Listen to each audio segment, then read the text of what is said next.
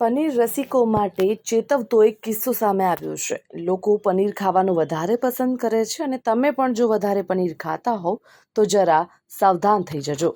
સુરતમાંથી 315 kilogram નકલી પનીરનો જથ્થો ઝડપાયો છે। વધુ ચોંકાવનારી બાબત એ પણ છે કે નકલી પનીર સાથે ઝડપાયેલો આરોપી છેલ્લા 4 મહિનાથી નકલી પનીરનું વેચાણ કરતો હતો। આ નકલી પનીરે કેટલા લોકોનું સ્વાસ્થ્ય બગાડ્યું હશે એ ખૂબ જ ચિંતાનો વિષય છે। ડોક્ટરોના મતે નકલી પનીર ખાવાથી કેન્સર, અલ્સર, હૃદયમાં બ્લોકેજ થવાનું જોખમ રહે છે। તે ઉપરાંત નકલી પનીરમાં ભેળસેળ હોવાથી અનેક બીમારીઓ થવાની સંભાવના પણ રહે છે।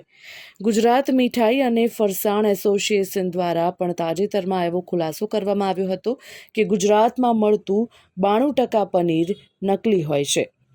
Food and drug control authority Gandhinagar દ્વારા થોડા સમય અગાઉ જ રાજ્યભરની 300થી પણ વધારે હોટલમાં પીરસવામાં આવતા પનીરનો સેમ્પલ લઈને સર્વે કરવામાં આવ્યો હતો, જે નકલી પનીર અથવા ભેળસેળવાળું પનીર હોવાનું ફૂડ એન્ડ ડ્રગ કંટ્રોલ ઓથોરિટીના સૂત્રો દ્વારા જાણવા મળ્યું છે।